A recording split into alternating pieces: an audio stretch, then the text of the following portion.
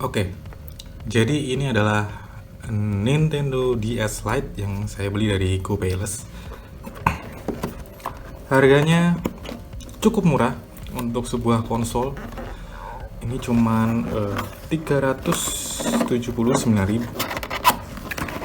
Saya murah sih, karena kalau kita ngomongin PSP harganya sekarang mungkin berapa, 700 sampai 800 di e-commerce.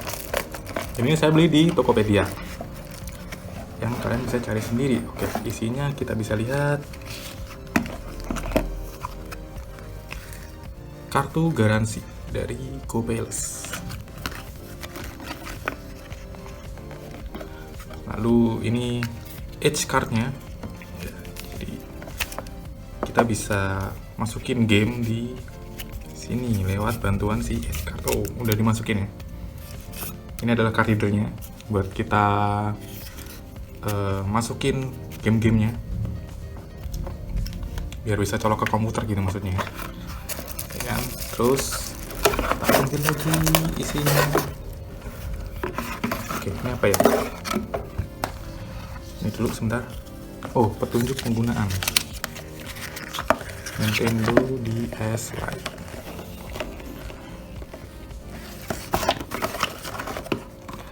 Pre-owned ya, saya beli di GoPayless karena ya yang paling murah di GoPayless.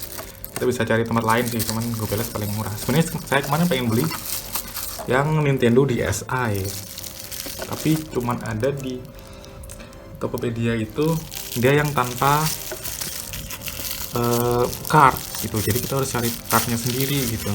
Dan harganya lumayan sih. Saya dapat yang warna hitam. Jadi kalau beli kayak gini tuh kita dapatnya random ya. Dan saya dapat yang warna hitam. Fisiknya sih secara kasat mata masih bagus banget sih. Oke, dan kita buka.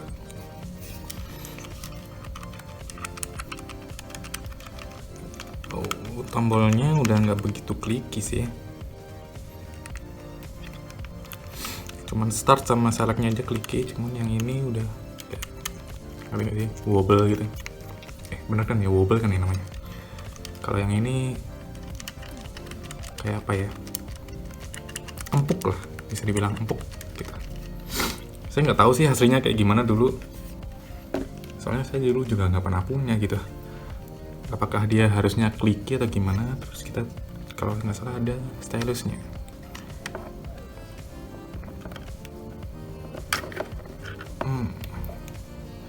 Stylusnya.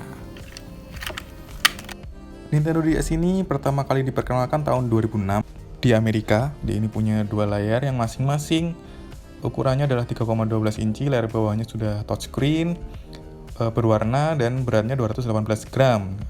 CPU-nya menggunakan dua ARM arsitektur, yaitu ARM7 dan ARM9. Terus RAM-nya juga 4 MB. Ya, memang cukup kuno ya spesifikasinya, cuman ini untuk main game native-nya ya, karena waktu itu native-nya itu udah enak banget. Dan juga ini dulu tuh punya slot untuk main game GBA, Game Boy Advance juga gitu. Dan tentunya lancar ya, karena ini kan udah apa ya, suksesornya GBA. Dan yang paling unik dari ini adalah punya dua layar yang tidak dipunyai oleh PSP waktu itu ya, yang jadi kompetitornya. Dan menurut saya ini jadi nilai penting di sini untuk punya Nintendo DS Lite sendiri gitu. Dan game-game yang udah dibawain sama GoPayless ini saya nggak terlalu kenal ya, jadi saya isi sendiri. Ini adalah yang kalian lihat, ini adalah FIFA, dan juga ada Zelda dan Spider-Man, Mortal Kombat ya, yang kita semua masih sering denger di zaman sekarang gitu. Dan ngisinya udah juga gampang banget. Kalian tinggal cabut memorinya tadi, masukin ke card readernya masukin ke laptop, atau kalian bisa juga masukin memorinya ke handphone ya. Dan kalian tinggal download ROM-nya di internet ya. Gampang banget, kalian cari aja NDS Lite ROMs gitu, nanti akan banyak banget pilihannya. Kalian tinggal pilih salah satu, terus cari ROM-ROM yang kalian pengen gitu. Terus kalian masukin ke ini memorinya. formatnya tuh .nds gitu. Dan ini adalah game-game yang saya download banyak banget. Itu ada Zelda, ada Mario Kart, ada Need for Speed gitu, ada The Sims, Spider-Man, banyak banget gitu. Ada Tony Hawk's gitu kan. Dan pengalaman permainan gamenya kayak gimana? Tentunya enak banget, karena ini berjalan secara native gitu. Saya juga udah coba masukin game-game dari GBA. Jadi saya download game GBA, harus saya masukin kayak saya masukin game NDS gitu. Dan ternyata nggak bisa, sayangnya ya, karena nggak tahu, mungkin saya yang salah atau gimana, atau memang ROMs-nya yang nggak bisa buat membaca game-game GBA gitu. Tapi ini nggak bisa. Tapi kalau kalian punya cartridge-nya si GBA, kayaknya sih masih bisa ya. Kalau itu normal sih.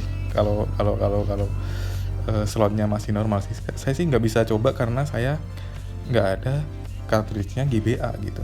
Sebenarnya saya pengen sih, kemarin saya sempat download Tekken yang surprisingly gitu di NDS Lite ini nggak ada, tapi di GBA malah ada gitu loh.